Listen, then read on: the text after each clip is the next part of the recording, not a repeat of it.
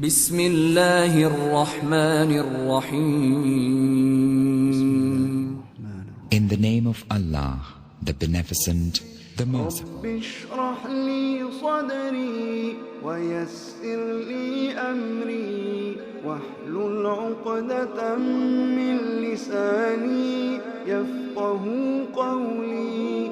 رب اشرح لي صدري ويسر لي أمري واحلل عقدة من لساني يفقه قولي. تربیت کرنے کی آج کے درس کے تعلق سے پہلا جو موضوع ہے کہ حج کی فرضیت کے لیے، حج کے لیے شروط کیا ہیں، تو عمومی طور پر اللہ رب العالمین نے کیا شرط رکھی ہے؟ وَلِلَّهِ عَلَى النَّاسِ وعلیکم السلام ورحمۃ اللہ وبرکاتہ حج البیت من استطاع الیہ سبیلا، کہ اللہ رب العالمین کے لیے لوگوں پر واجب ہے کہ لوگ اللہ کے گھر کا حج کریں. کس کے لیے؟ من استطاع الیہ سبیلا. یہی سب سے بڑی شرط ہے، اور اسی شرط سے متفرع ہوتی ہیں شرطیں جو ہم صرف سمجھانے کے لیے، وضاحت کرنے کے لیے کہ استطاعت کیا چیز ہے، اس کی تقسیم کر کے بتاتے ہیں کہ یہ ہے جو استطاعت میں داخل ہے. ورنہ بنیادی طور پر صرف انسان اپنے ذہن میں یہ بات بٹھائے کہ حج کس کے لیے فرض ہے؟ جس کے پاس حج کرنے کی طاقت ہے، جس کے پاس حج کرنے کی طاقت ہے. یہ حج کے سلسلے میں اسپیشل شرط ہے، اس کی وضاحت انشاءاللہ میں کرتا ہوں. اور چونکہ اللہ رب العالمین نے انسان کو پیدا کیا ہے اور اس کے جسم کے سسٹم میں ارادہ اور نیت رکھا ہے. السلام علیکم وبرکاتہ. اور یہ اللہ رب العالمین کی انسان کی تخلیق کے سلسلے میں بہت بڑی نعمت کا ایک حصہ ہے. ورنہ اللہ کی مخلوقات تو بہت زیادہ ہیں، بہت زیادہ ہیں اللہ کی مخلوقات، ہے کہ نہیں ہے؟ لیکن اشرف المخلوقات کون ہے؟ انسان ہے. کچھ نہ کچھ خصوصیت تو ہوگی جس کی وجہ سے اللہ رب العالمین نے انسان کو اشرف المخلوقات بنایا. کیا ہے وہ خصوصیت؟ کیا ہے یہ میزہ؟ کیا ہے وہ اس انسان کی خوبی جس کی وجہ سے اللہ رب العالمین نے اسے اشرف المخلوقات بنا دیا؟ وہ ہے ہمارے اور آپ کے سر کے اندر موجود عقل. عقل جو اللہ رب العالمین کی مخلوقات کی فہرست میں آپ گناتے چلے جائیے، کسی کے پاس وہ عقل نہیں ہے جو اللہ رب العالمین نے حضرت انسان کو بخشی ہے. اور یہی سب سے بڑی خوبی ہے جس کی وجہ سے اللہ رب العالمین نے انسان کو اشرف المخلوقات بنایا ہے. اور یہ جب اللہ رب العالمین نے اس انسان کی ہدایت کے لیے دین اور کتابیں نازل فرمائیں، تو جہاں انسان کے جسم کی حفاظت، اس کے عزت آبرو کی حفاظت، اس کے دین کی حفاظت، اسلام کے یا دین کی بنیادی ضرورتوں میں سے یا بنیادی باتوں میں سے، وہیں پر انسان کی عقل کی حفاظت بھی یہ ضروریات خمسہ میں سے ہے جس کا خیال اسلام نے رکھا ہے. اور یہ عقل جہاں بھی جس چیز سے بھی متاثر ہوتی ہے، اللہ رب العالمین نے اس کو حرام قرار دے رکھا ہے. اللہ رب العالمین نے ہر اس چیز کو حرام قرار دے رکھا ہے جس سے آپ کی عقل پر کسی منفی اثر پڑے. حتیٰ کہ کسی وجہ سے اگر عقل میں فطور تک واقع ہوتا ہے تو وہ بھی یعنی اللہ رب العالمین نے انسان کے لیے حرام کر رکھا ہے. تو یہ اس لیے کہ یہ اتنی بڑی خوبی اور اتنی بڑی اللہ کی نعمت ہے جس کی وجہ سے انسان ہے. آپ کہیں گے دوسرے مخلوقات کے پاس بھی عقل ہے. ہاں، عقل ہوتی ہے، لیکن ان کی اپنی جس مقصد کے لیے اللہ رب العالمین نے ان کو پیدا کیا ہے اس مقصد کی تکمیل کے لیے جتنی عقل کی ضرورت تھی اتنا انہیں دیا ہے۔ مثال کے طور پر بکری ہے، جانور، اللہ رب العالمین نے اس کو پیدا کیا، وہ بھی اللہ کی مخلوق ہے۔ کس لیے پیدا کیا؟ کہ وہ پیدا ہو، پلے بڑھے، اور اس انسان نامی مخلوق جس کو اللہ نے اشرف المخلوقات بنایا ہے اس کے لیے غذا فراہم کرے، اس کے لیے خوراک کے ساتھ ساتھ کپڑے کی فراہمی یا اس سترپوشی کا ذریعہ۔ بکری بال اگر کچھ کام میں آئے تو کام میں آتا ہے، نہیں تو اس کی کھال کام میں آتی ہے، اس کا گوشت کام میں آتا ہے، اس کا دودھ کام میں آتا ہے۔ کوئی ہے جو انسان کے فائدے سے باہر کی چیز ہے؟ یہی اس بکری کے اور بھی مقاصد جو، لیکن ہم بحیثیت انسان جو اس چیز کو سمجھ سکتے ہیں کہ ہمارے لیے بکری کا کھانا، گوشت حلال ہے، دودھ حلال ہے، وہ ہے، ٹھیک ہے۔ اب اللہ نے اس کو بھی عقل دی ہے۔ کتنی عقل ہے کہ وہ کیا کھائے تو اس کی صحت رہے، گوشت ہو، کن چیزوں سے بچے، اور بس اس سے زیادہ اس کو عقل نہیں ہے۔ بچے ہوں، بچے کو دودھ پلائے، بڑے ہو جائیں، ٹھیک ہے، انسان کے لیے وہ کارآمد بن جائیں، بس اتنا ہی ان کے پاس عقل ہے، اتنا ہے عقل ان کے پاس، لیکن اس سے زیادہ نہیں ہے۔ باقی اور ان کو کیا کرنا ہے، کس لیے اللہ نے پیدا کیا، اس نہیں۔ لیکن انسان کو چونکہ اللہ رب العالمین نے اپنی عبادت کے لیے پیدا فرمایا، اور اللہ کی عبادت کے لیے تھوڑی عقل کی ضرورت نہیں، بہت عقل کی ضرورت تھی، سمجھ گئے؟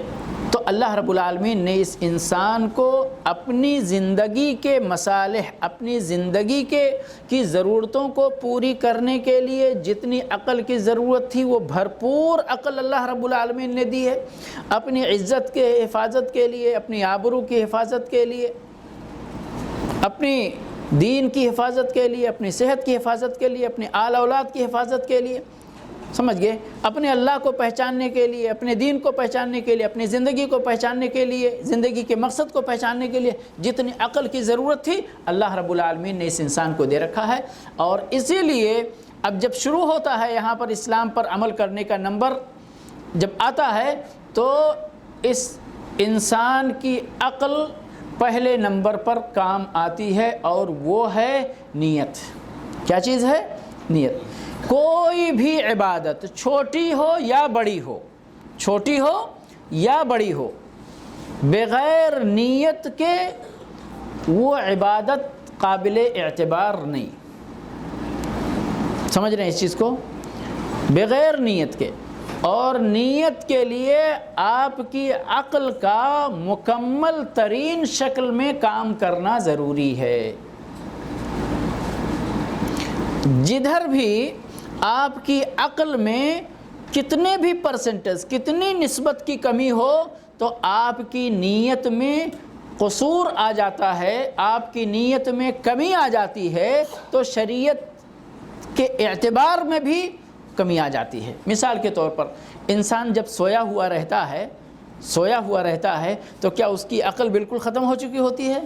آپ اس کو چھو کر دیکھیے، ہلا کر دیکھیے، کام کرتی ہے عقل کی نہیں کرتی؟ کرتی ہے کہ نہیں ہے؟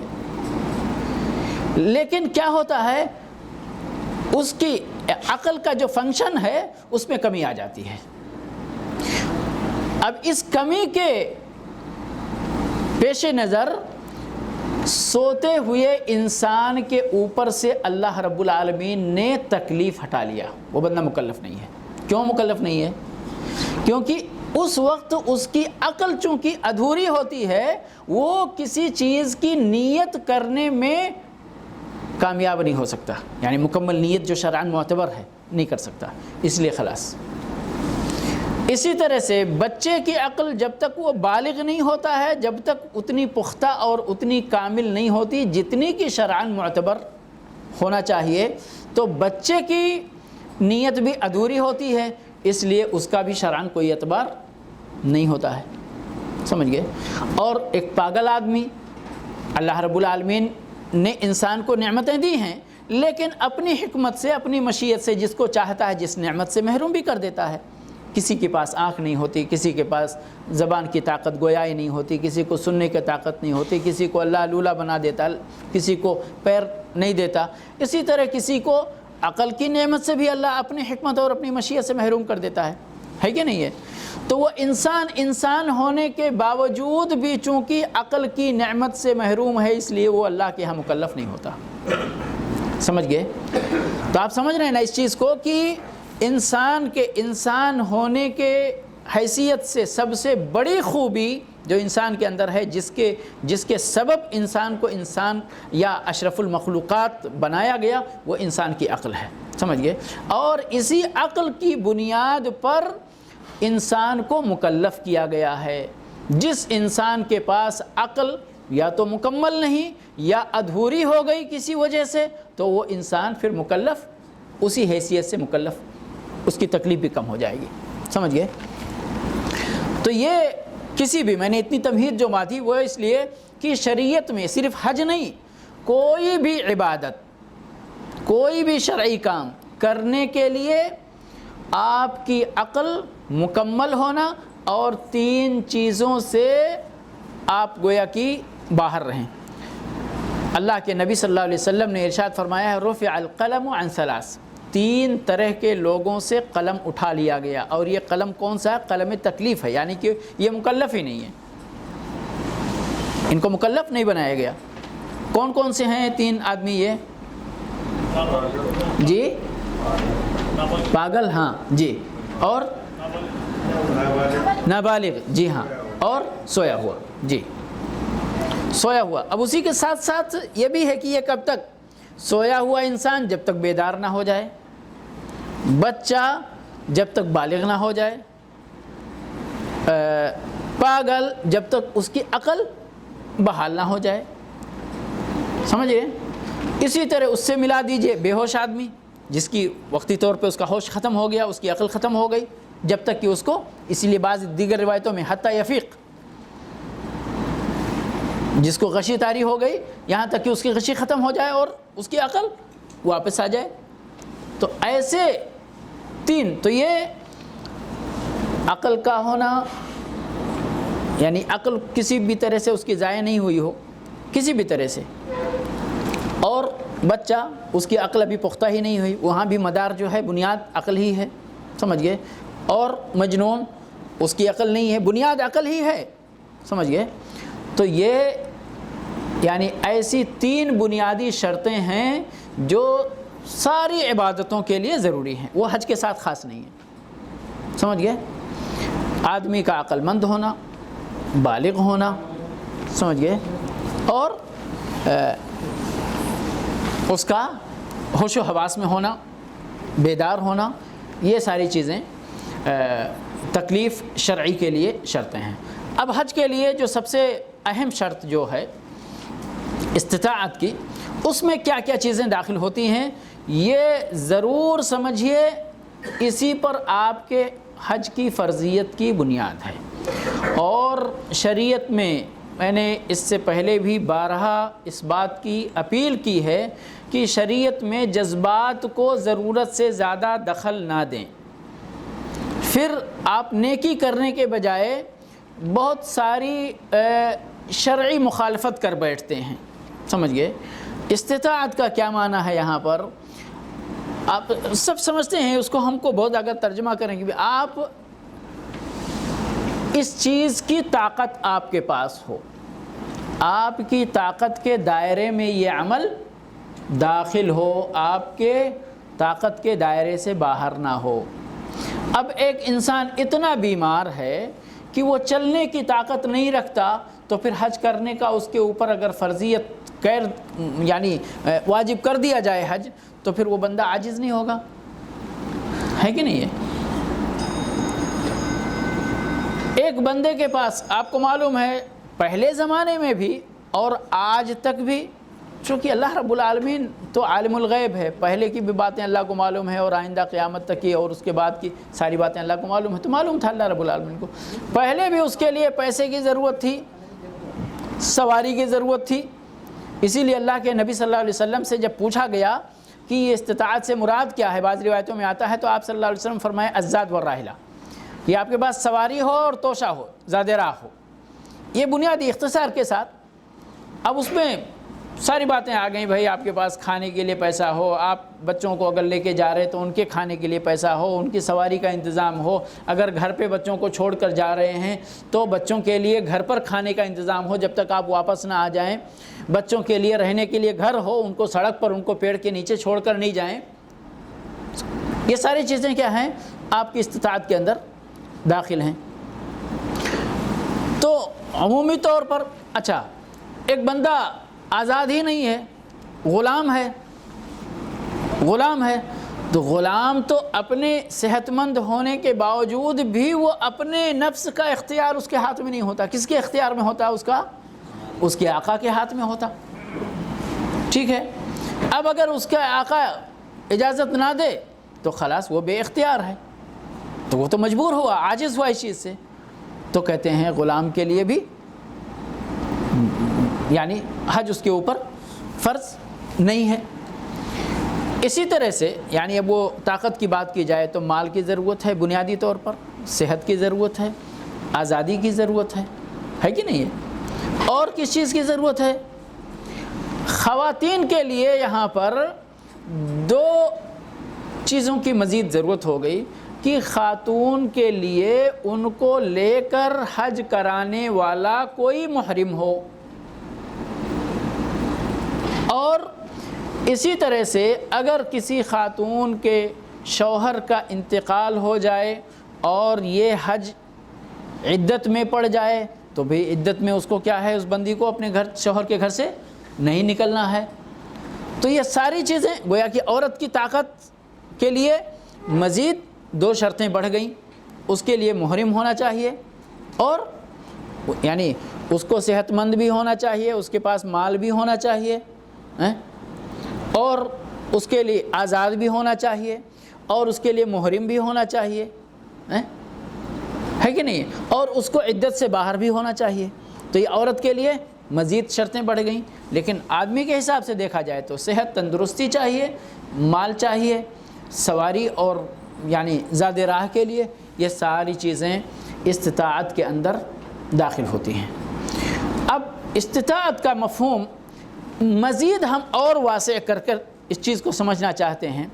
اگر آپ ایسی جگہ رہتے ہیں جہاں سے مکہ تک، بیت اللہ تک پہنچنے کا راستہ معمول نہیں ہے، آپ اس راستے پر چلیں تو آپ کو اپنی جان کا خطرہ ہے، اپنی مال کا خطرہ ہے، یا آپ جس جگہ آباد ہیں اگر اس جگہ کو آپ چھوڑ کر نکل رہے ہیں بچوں کو اکیلے چھوڑ کر، تو آپ کے بچوں کو ان کی جان کا خطرہ ہے، ان کی عزت و آبرو کا خطرہ ہے، ان کے مال کا خطرہ ہے۔ تو ایسی صورت میں ان کا خطرہ گویا کہ کس کا خطرہ ہے؟ آپ کا اپنا خطرہ ہے۔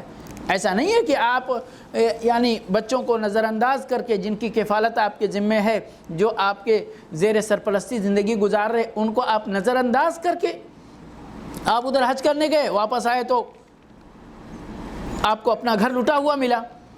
تو یہ ساری چیزیں استطاعت کے مفہوم کو اگر ہم مزید وسیع کر کے سمجھنا چاہتے ہیں تو سمجھ سکتے ہیں، اس چیز کو سمجھ گئے۔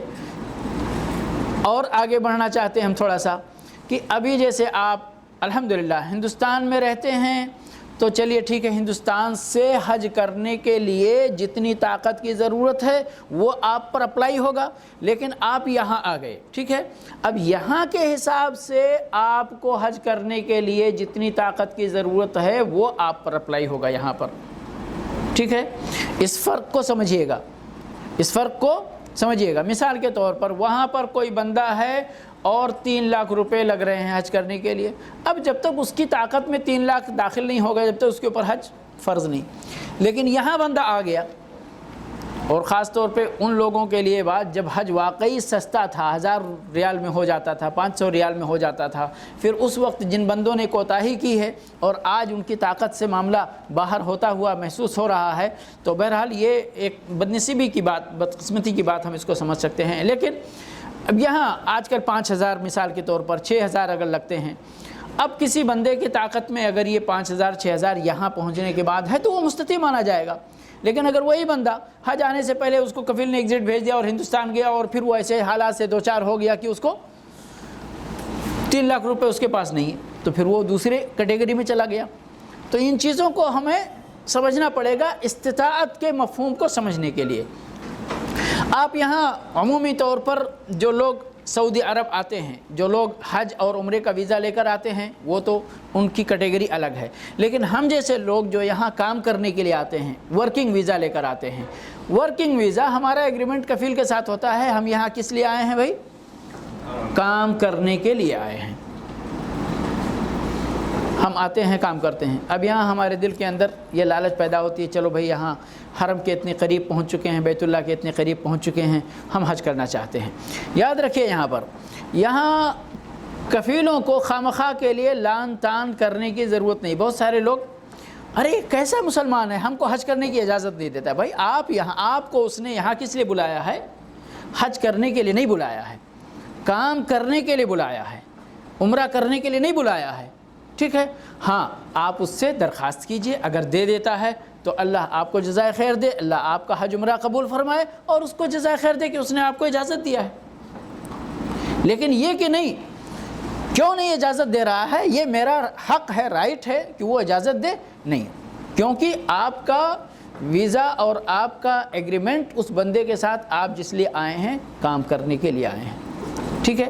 اب یہاں اس ملک میں آپ پہنچ گئے ہیں، اس ملک کے قوانین کی رعایت کرنا یہ یہاں اس سرزمین پر موجود، اس ملک کے اندر موجود ہر فرد کی ذمہ داری ہے، ٹھیک ہے؟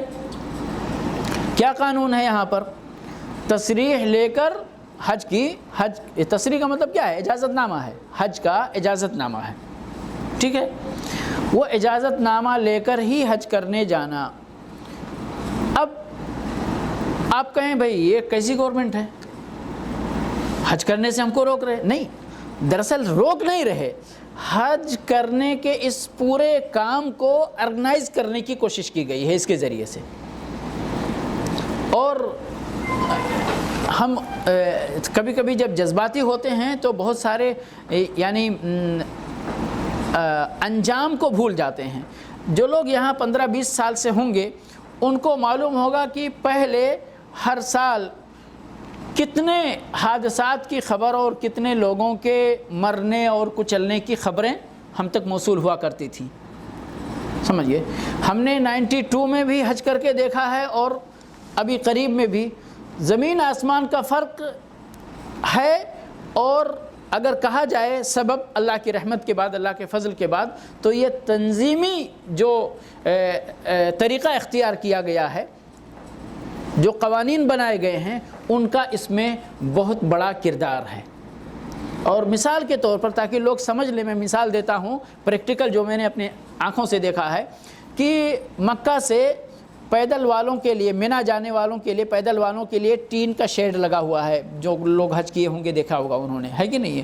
اور وہ شیڈ کافی چوڑا ہے، ایسا نہیں ہے کہ بہت تنگ ہے، کافی چوڑا ہے۔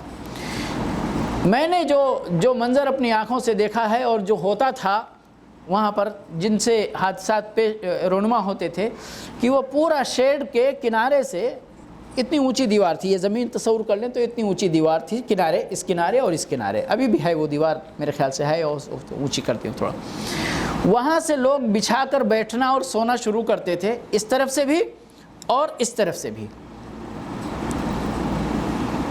دونوں طرف سے، بیچ میں آ کر کے کہیں اتنی جگہ اور کہیں اتنی جگہ اور کہیں اس سے تھوڑی سی زیادہ، جیسے جہاں پر جتنے لوگوں نے بچھا کر کے اپنی اپنی جگہیں کور کی ہوئی ہوتی تھیں، اسی طرح سے یہ راستہ ہوتا تھا، بس اتنے چوڑے شیڈ میں اتنا راستہ ہوتا تھا، بمشکل کہیں کہیں سے تو آپ قطار کی شکل میں ہی جا سکتے، یعنی ایک ہی آدمی گزر سکتا آگے پیچھے، کہیں 2 کہیں 3 کہیں 4 اس طرح گزر سکتے، اس سے زیادہ نہیں گزر سکتے تھے۔ لا قدر اللہ اس وقت اگر کوئی بھگدڑ کی بات آئے تو کون چپیٹ میں آتا ہے؟ جو اگل بگل آپ کے آزو بازو جو سوئے ہوئے ہیں، لیٹے ہوئے ہیں، بیٹھے ہوئے ہیں، وہ لوگ اس کے شکار ہوتے تھے۔ پھر بدنامی کس کی ہوتی تھی؟ جان تو جاتی تھی مسلمانوں کی یقیناً، بدنامی کس کی ہوتی تھی؟ جو انتظام کار گورنمنٹ ہے وہ ان کی بدنامی ہوتی تھی. ارے بھائی کیسا انتظام ہے، اتنے لوگ مر گئے، ایسا ہو گیا ویسا ہو گیا.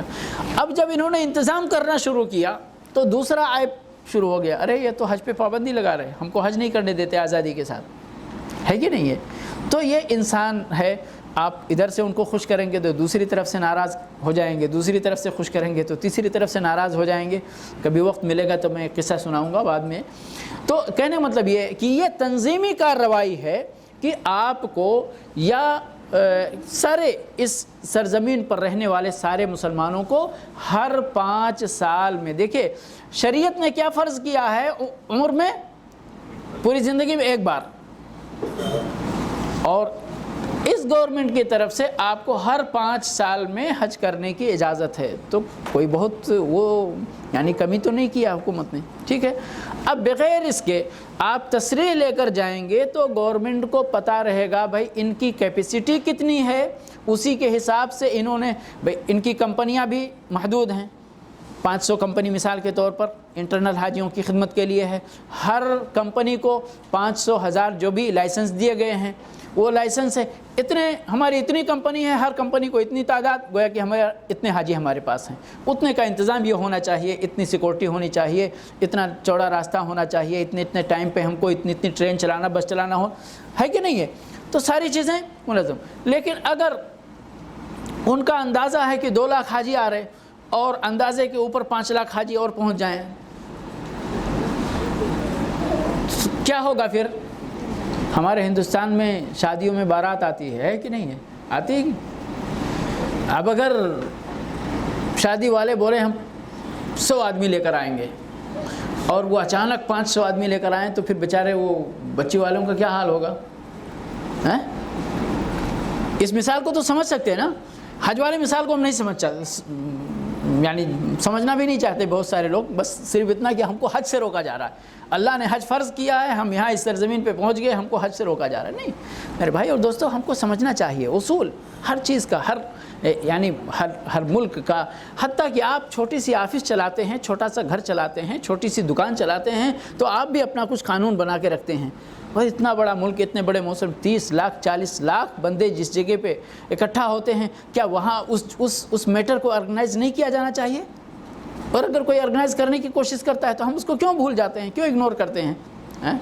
تو یہ اس چیز کو آپ اپنی طاقت کے زاویے میں رکھ کر سوچیں کہ بھئی اگر آپ کو، ابھی بہت سارے لوگ ریٹ کا رونا روتے ہیں، ارے بھائی میری تنخواہ تو 700 ہے اور یہ گورنمنٹ والوں نے اتنا بڑھا دیا، اب ہم 5000 کہاں سے لائیں گے حج کرنے کے لیے؟ ٹھیک ہے، کس نے کہا آپ کو حج کریں؟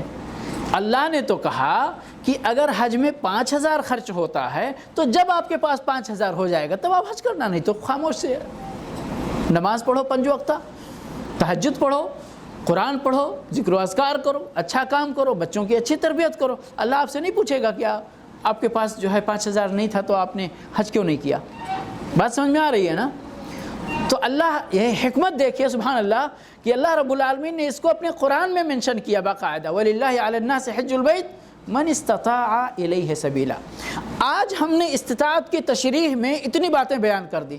10 سال کے بعد اگر کوئی اور بات آ جائے نیا جو آپ کی طاقت میں داخل ہو تو اس کو بھی استطاعت میں منشن کر کے دیکھ سکتے ہیں آپ اس کو. اس لیے اللہ نے اس چیز کو محدود نہیں کیا کہ آپ کی طاقت کا مطلب کیا، آپ کی طاقت کا مطلب کیا. نہیں، آپ کی طاقت کا مطلب آپ کی طاقت، آپ کے بس میں جو چیز ہے وہ آپ کی طاقت ہے، آپ کے بس سے باہر ہے، باہر ہے. نہیں ہے پیسہ، نہیں ہے تصریح بنانے کا پیسہ ہے، نہیں ہے کمپنی پہ، خلاص آپ کے پاس استطاعت نہیں ہے، آپ صبر کرو، کوئی میٹر نہیں ہے. تو وَلِلَّهِ عَلَى النَّاسِ حِجُّ الْبَيْتِ مَنِ اسْتَطَاعَ إِلَيْهِ سَبِيلًا. عقل کی ضرورت ہے، بچے کے بالغ ہونے کی ضرورت ہے کہ نہیں ہے؟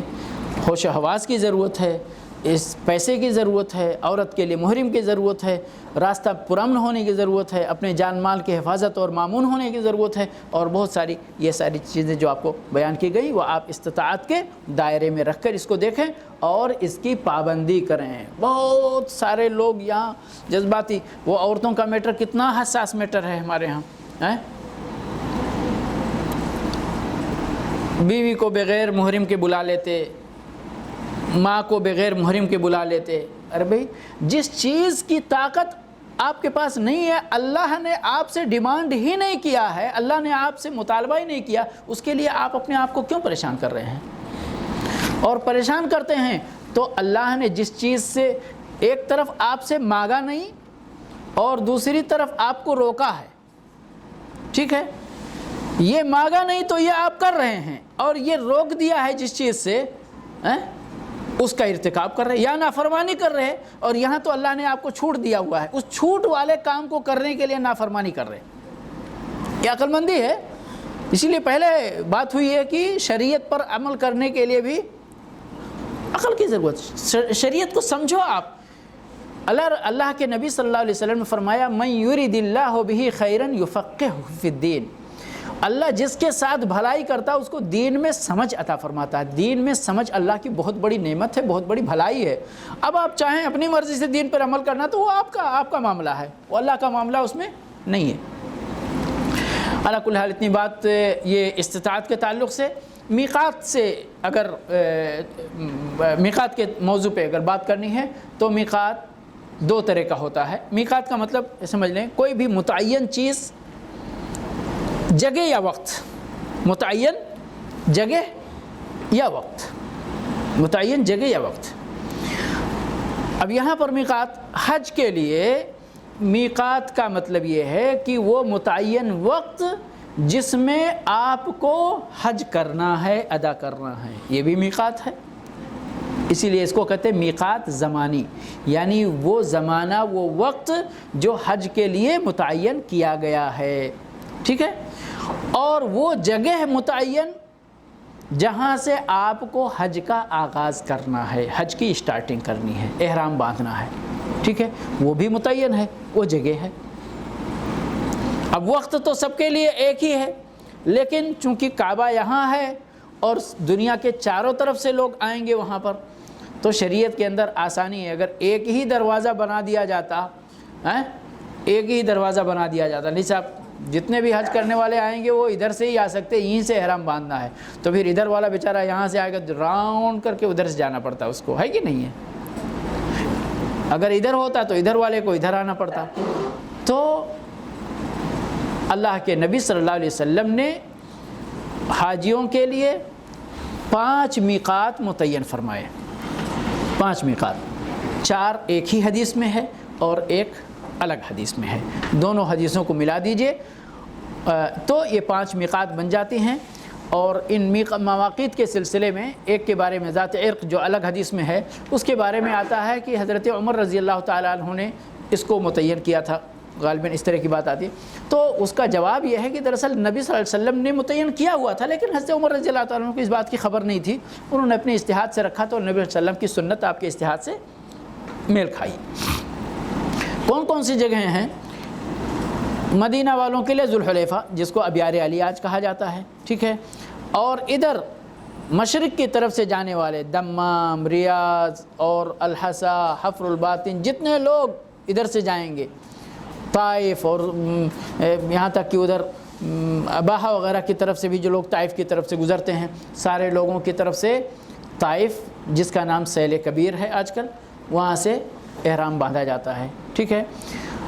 جو لوگ یمن کی طرف سے آئیں گے ساحلی راستے سے، بحر احمر کی طرف سے، یلملم ہے جہاں پہ سعدیہ نام کی جگہ ہے جہاں سے آج احرام باندھا جاتا ہے، تقریباً 92 کلومیٹر کی دوری پر ہے وہ۔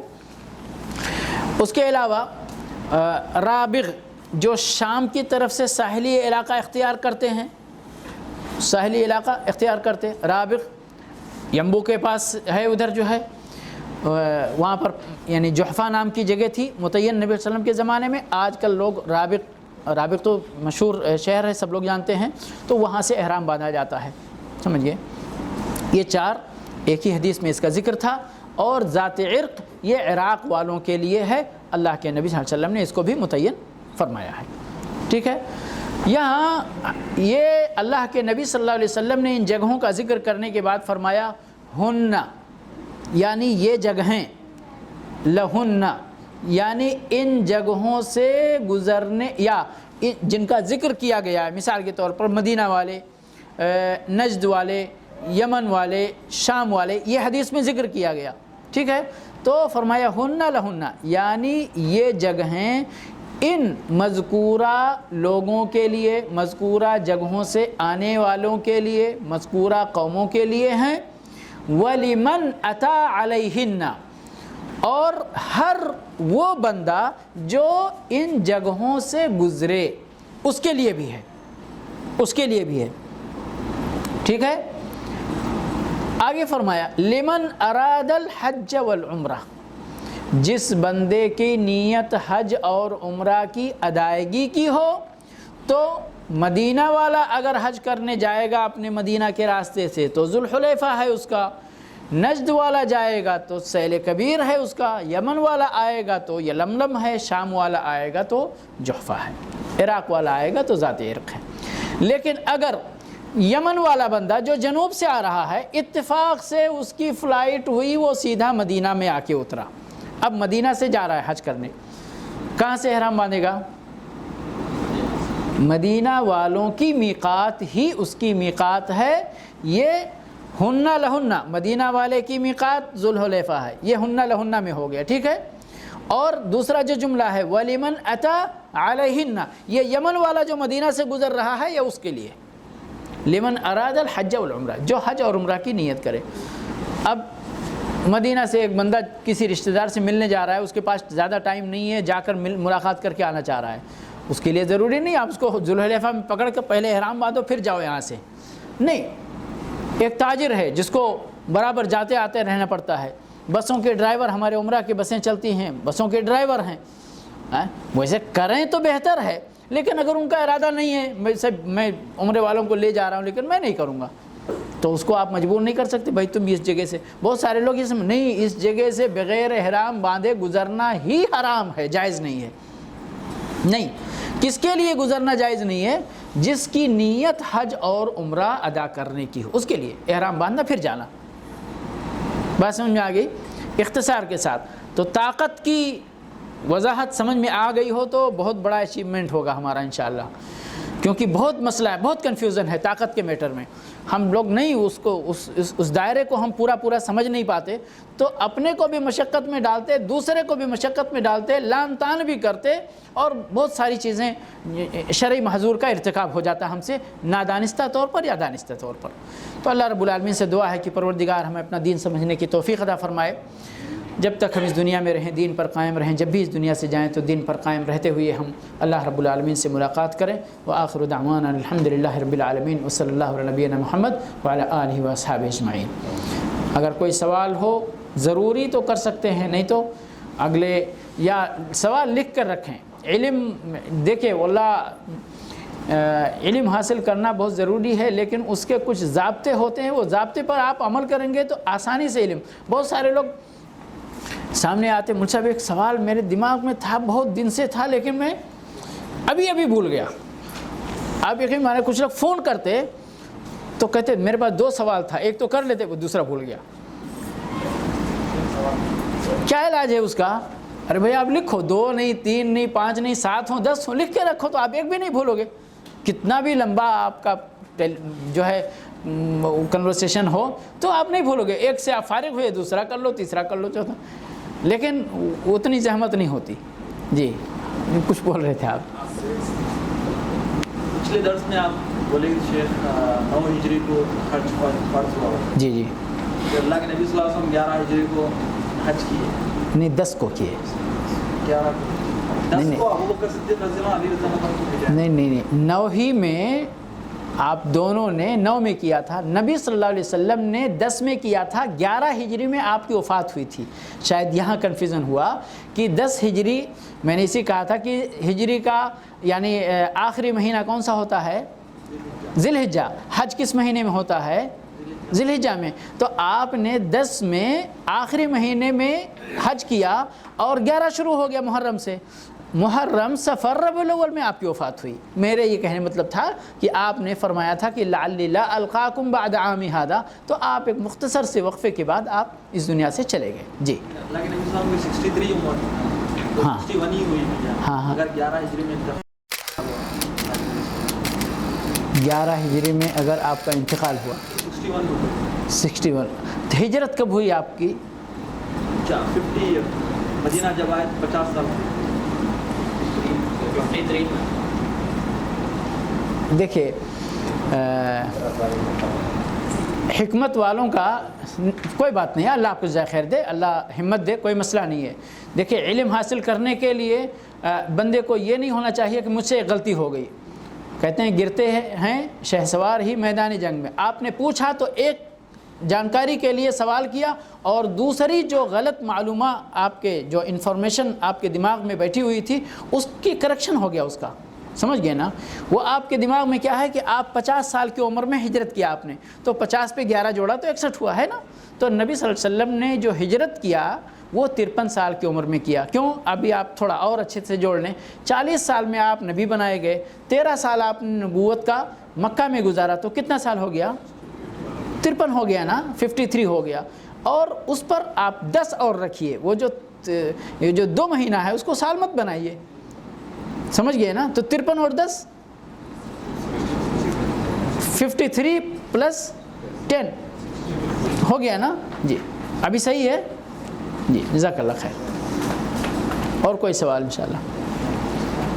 جو لوگ وہاں سے آتے ہیں حج کرنے کے، ہاں تو عورتیں کچھ لوگ گاؤں کے لوگ ہوتے ہیں ان کے ساتھ میں آتے ہیں، وہاں وہ لوگ یہ دکھاتے ہیں کہ ہم لوگ بھائی لوگ، لیکن حقیقت میں وہ لوگ رہتے نہیں، گاؤں کے ہی لوگ رہتے ہیں، جیسے گھر کے بازو والے ہیں یا دوسرے گھر کے، معلوم لیکن رہتے ہیں وہ دونوں الگ الگ، جی، لیکن وہ بہن بنا کے لے آتے ہیں، لے لیتے ہیں اور چلے آتے ہیں۔ جی کیا ان کے لیے کیا ہے، ان کا حج ہو جائے گا؟ دیکھیں یہاں ایک چیز یاد رہے کہ کسی گناہ کے ارتکاب کرنے سے حج باطل نہیں ہوگا، حج اتنا کمزور نہیں ہے اور اللہ رب العالمین کے یہاں رحمت ہے، لیکن یہ یاد رکھیں کہ حج کو پانے کے لیے ایک غلط چیز کا ارتکاب، آپ نے حج کی بنیاد ایک غلط چیز پر رکھی ہے، سمجھ گئے؟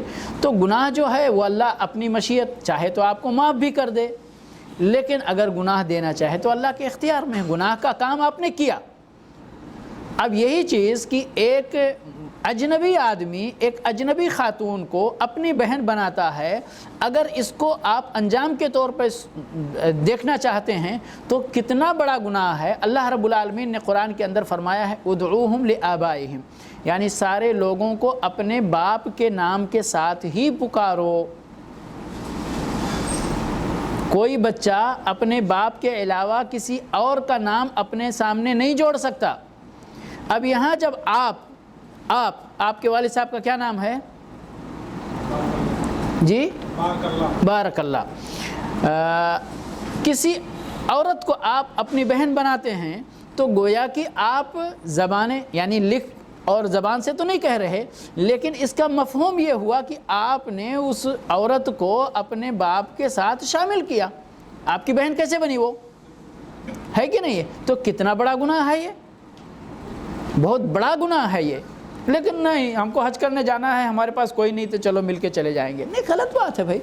آپ سبحان اللہ، یہ دین کو ایک تو نہ سمجھنا ہے، دوسرے دین کے اندر جذبات کو دخل دینا ہے۔ دراصل دین کے اندر جذبات کو دخل نہیں دینا چاہیے،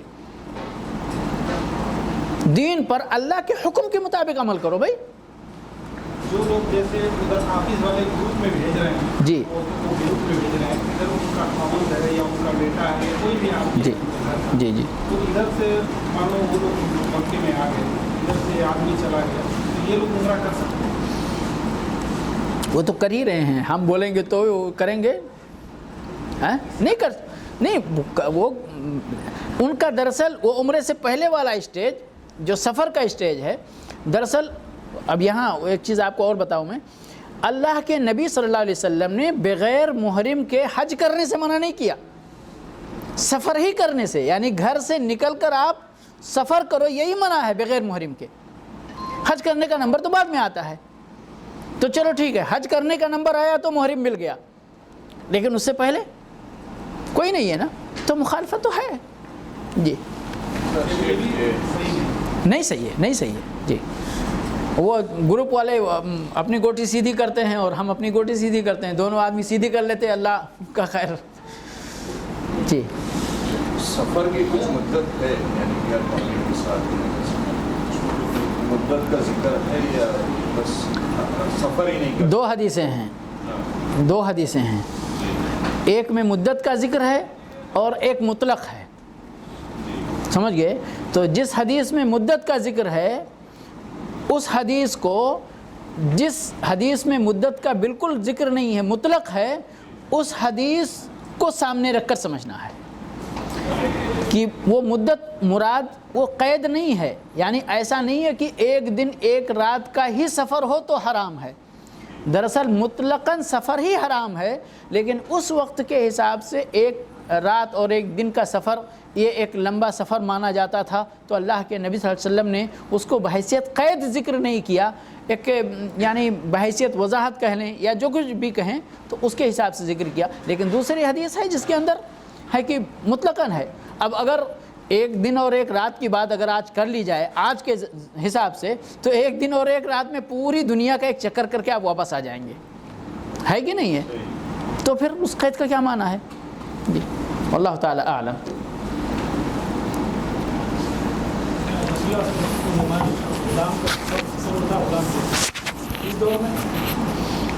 ابھی ماضی قریب تک تھا، لیکن الحمدللہ ابھی ہمارے گرد و پیش میں نہیں ہے، میں نے سنا ہے واللہ عالم کہیں کہیں ابھی بھی موجود ہے۔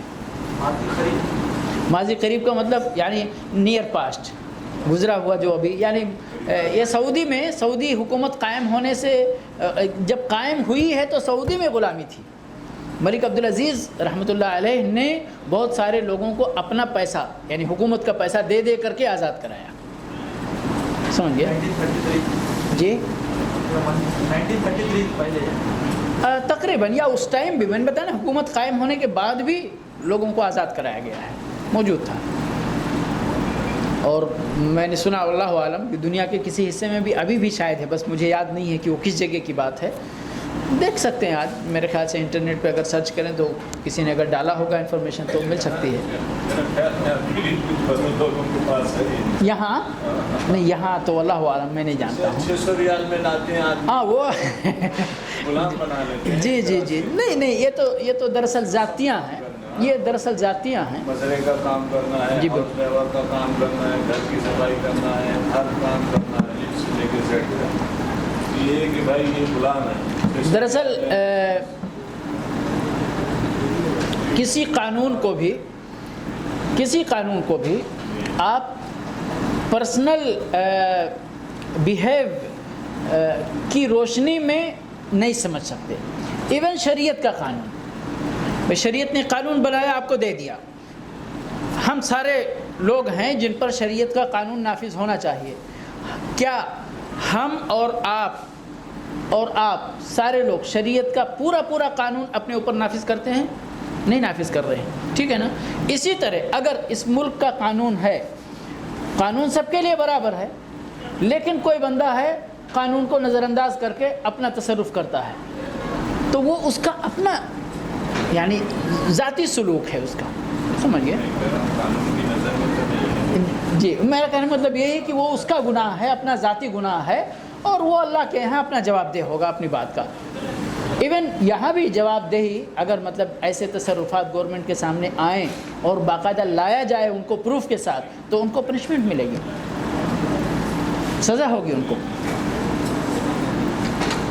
ڈرائیور میں یا کسی کام کرنے کے آتے ہیں تو ان کے جو مالک زیادتی کرتے ہیں مارتے ہیں، ویسا کرنا کیا صحیح ہے؟ نہ شرعاً صحیح ہے اور نہ قانوناً صحیح ہے، شرطا میں جا کر شکایت کریں۔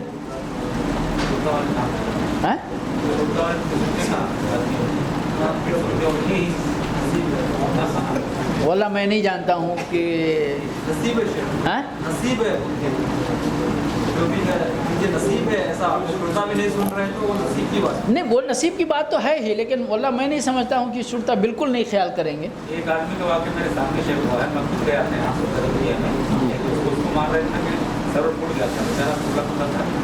تو ساتھ میں رہتا تھا قریب اپنے ساتھ میں رہتا تھا. دیکھا تو رونے لگ گیا. میں گیا میرے ساتھ سلطان نے کہا کہ آپ جائیں تو سلطان کو کہیے دکھوا کے لے جائے کہ پر اس کے بعد لساني يفقهوا قولي رب اشرح لي صدري ويسر لي أمري واحلل عقدة من لساني يفقهوا قولي رب اشرح لي صدري ويسر لي أمري واحلل عقدة من لساني يفقهوا قولي.